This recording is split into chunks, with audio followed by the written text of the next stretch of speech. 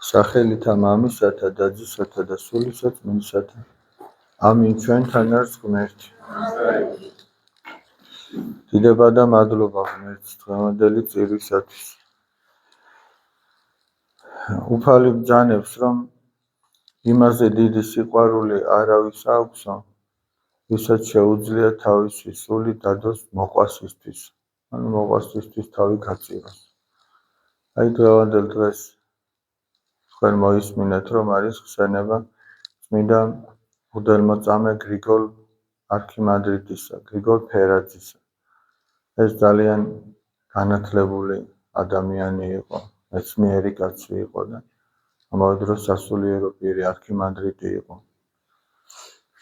პოლონეთში მოღვაწეობდა და აი 1942 წელს პოლონეთში ოსვენციმის საკონცენტრაციო ბანაკში ერთი გარდამოცემა ესე ამბობს, რომ ერთი ვერსია არის ესეთი, რომ ის მრავალშვილიანი მამის ნაცვლად შევიდა გაზის კამერაში.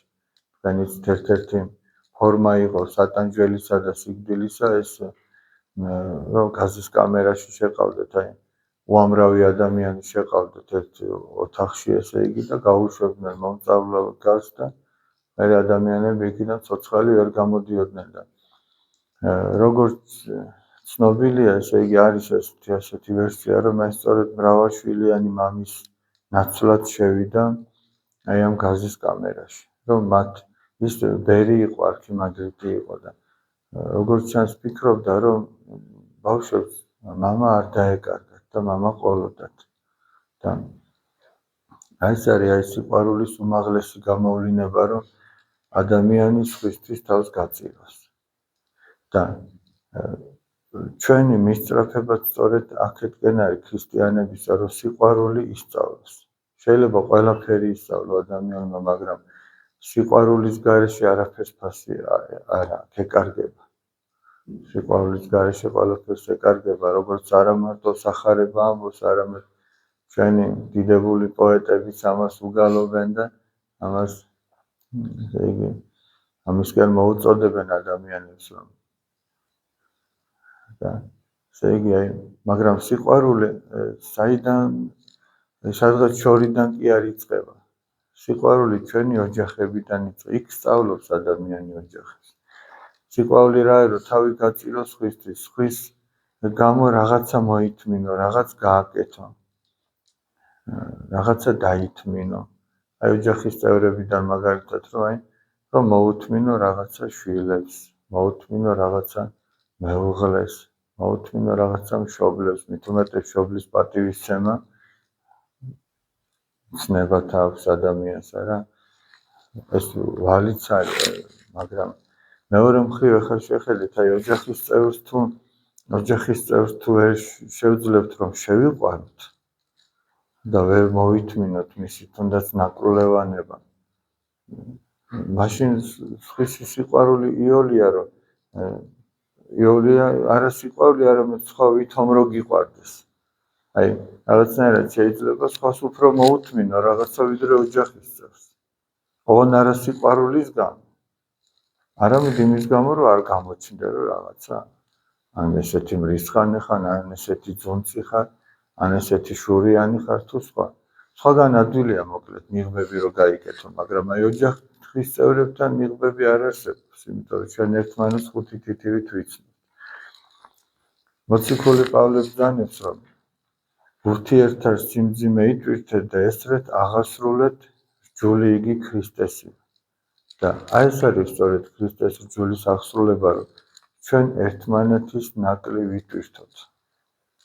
და მე როდესაც სხვის ნაკლს, ამ შემთხვევაში ამბობ ოჯახის წევრის ნაკლს ვტვირთულობ, კი არ უნდა მქონდეს ის განწყობა, რომ აი დავიღალე და დავიტანჯე. ზოგჯერ გვაქვს ეს განწყობა, რომ აი იმის ცუდი საქციელებით დავიღალე, მისი არასწორი რაღაცა ქმედებებით, მაგრამ ჩვენ არ უნდა დაგვავიწყდეს, რომ იქნებ ისიც დაიღალა ჩვენი ცუდი საქციელებით. რა ჩვენ უნაკლო ვართ და ჩვენგან მოსათმენი არავის არაფერი არ აქვს. გინდა ოჯახი იყოს, გინდა ბავშვებისთვის ეს კლასი იყოს, ვიღაცისთვის აუდიტორია, სტუდენტისთვის, ვიღაცისთვის სამსახური. თუ ჩვენ რაღაცას ვითმევთ ვიღაცისგან, განა ის არ ითმევს ჩვენგან რაღაცა, ჩვენ ანგელოზები ვართ, ჩვენც გვაქვს რაღაცა ნაკლი და ისიც ითმევს. ამიტომ აი ამ სიყვარულთან ერთად სიმდაბლეა საჭირო კიდე, რომ შენი თავი სწორად დაინახო ადამიანი და მიხვდე, რომ შენნაირი რომ მეორე იყოს იქ, იმის მოთმენა ადვილი იქნება. აი ჩემნაირი იყოს მეორე ჩემს სამსახურში და იმის მოთმენა ადვილი იქნება? არ იქნება არც იმის მოთმენა ადვილი. ესე იგი არც ჩვენი მოთმენა არ არის ადვილი სხვებისთვის. ამიტომაც როდესაც ადამიანი ამას აცნობიერებს, ხდება რომ ესე იგი ჩვენი რამე დიდს კი არ ვაკეთებთ, რომ სხვას უთმენთ. უბრალოდ ჩვენ ამითი ვალს ვიხდით, რადგან ისიც ჩვენსაც ითმენს. ამიტომაც ამბობს უფალი, რომ ყველაფერიც რომ გააკეთოთ, რაც შეგიძლია რომ აღასრულო, თქვი რომ უხმარი მონა ვარ, ანუ გამოუსადეგარი მსახური ვარ, რადგან რაც მევალებოდა ის გავაკეთე. და რომელიმე იმაზე მეც ვაკეთებთ, ვიდრე გვევალება, იმაზე მეც ვაკეთებთ, ვიდრე შეგვიძლია. და საიდან არის ესე იგი ძალა თუ ენერგია თუ უნარი რაღაც კეთებისა. ანა ისიც ღვთისგან არ არის. ამიტომაც ადამიანს არ აქვს ამბარტავნების მიზეზი. და რაც უფრო მეტად თამდაბალი იქნება ადამიანი, მით მეტი სიყვარულის ძალას მისცემს მას ღმერთი. რადგან თავადვე ამბობს, რომ ამპარტავანთა შემოსწრავს ღმერთი. ამპარტავანი სიყვარულის საქმეს ვერ გააკეთებს, იმიტომ რომ ის სიყვარულით კი არ გააკეთებს, არამედ იქაც ამპარტავნებით გააკეთებს რაღაცას. და ამპარტავანთა შემოსწრავს ღმერთი, ხოლო მდაბალთა მოსცის მადლი.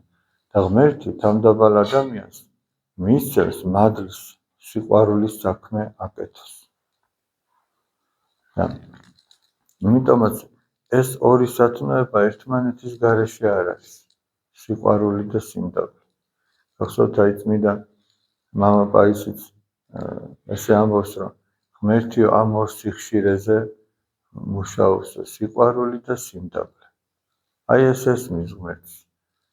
ხო არის რადიო გადამცემები, რომ იმ სიხშირეზე უნდა იყოს მომართული, რომ დაიჭიროს. ღმერთს რომ ჩვენი ესმოდეს, ეს სიყვარულით და სიმდაბლით უნდა იყოს გაკეთებული. ან ნათქვამი, ან ნაფიქრი. აი ეს ესმის ღმერთს. არა ამპარტავნულად, არა ჯიბრით, შეიძლება ძალიან დიდი საქმე გააკეთო. აი ვიღაცამ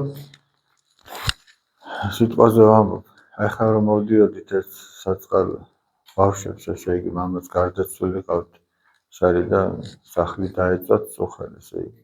ეხლა სიტყვაზე ვამბობ, ვიღაცა სიყვარულით მივიდა და პატარა ოთახი აუშენა.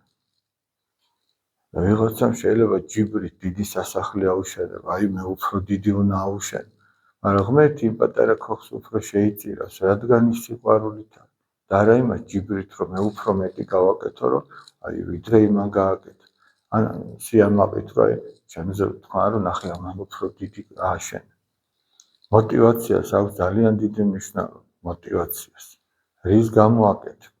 აი საეკლესიო რჯულის კანონიც ხო არის ხა საერო არის კონსტიტუცია, ხო კანონების კრებული, ხო და არის საეკლესიო ამას ქვია რჯულის კანონი, ეს საუკუნეთა მანძილზე იქმნებოდა ეს რჯულის კანონი და თავარი რა არის განსაზღვრელი ადამიანი რის გამო შეიძლება დაისაჯოს საეკლესიო წესით, ან რის გამო შეიძლება დაჯილდოდეს, თავარი რა არის, რას უყურებს ეს რჯულის კანონი.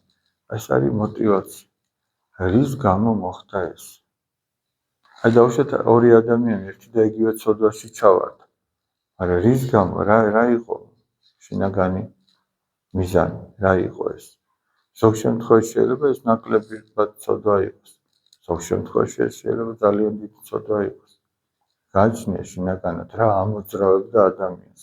სიკეთის კეთებაში წესია. შეიძლება გაჭირებულს დაეხმარო, მაგრამ სულაც არ იყოს ეგ სიკეთე. მისთვის იქნება რომ იმუგეშოს, აი შენთვის გამკეთებლისთვის შეიძლება სულაც არ იყოს ეგ სიკეთე. შეიძლება სიამაყის გამო იყოს ეგ გაკეთებული. შეიძლება ანგარების გამო იყოს გაკეთებული. შეიძლება გაჭირებულისადმი თანაგრძნობის გამო იყოს გაკეთებული და ეს ძალიან კარგია. შეიძლება ღვთისმცნების აღსრულების გამო იყოს გაკეთებული და ეს ძალიან კარგია. ამიტომ გააჩნია ადამიანი რისთვის აკეთებს ამას თუ იმას. იგივე შეიძლება იყოს თქვენ ცოდვასთან დაკავშირებითაც. შეიძლება ადამიანი ამა თუ იმ ცოდვაში ჩავარდეს, მაგრამ ეს არ იყოს მაგალითად აი გამიზნულად არ იყოს გაკეთებული, წინასწარ მოფიქრებული არ იყოს.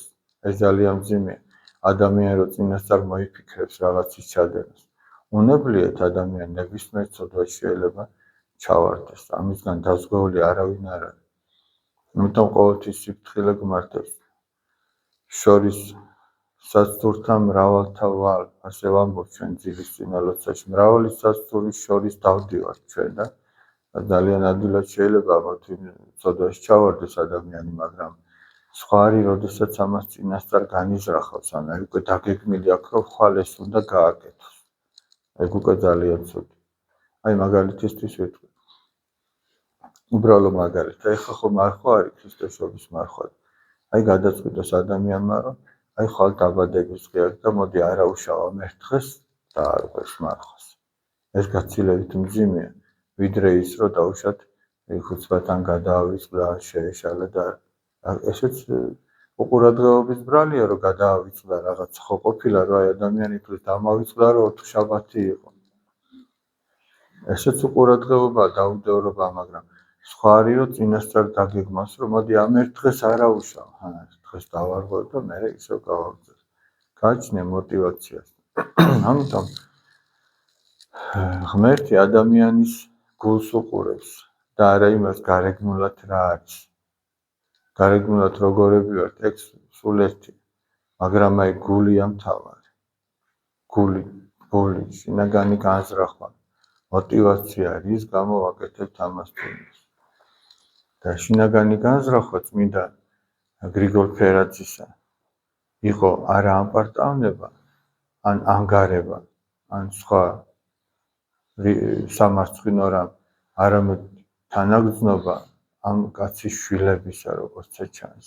მრავალშვილიან ოჯახს მამა ჰყოლოდა და ამის გამო შეეწირა ის და აღსრულდა მასზე სწორედ უფლის სიტყვები, რომ არავის აქვს იმაზე დიდი სიყვარული, ვისაც შეუძლია, რომ თავი გაწიროს სხვისთვის. ეს არის უმაღლესი გამოვლინება სიყვარულის. თუმცა ეს უმაღლესი რამ ყოველდღიური იმ ცოტ-ცოტაობით იწყება და იწყება ოჯახიდან, იწყება მეგობრებიდან, შინაურებით. მერთმა დალოცვილი და გახარებულები გამყოფოთ.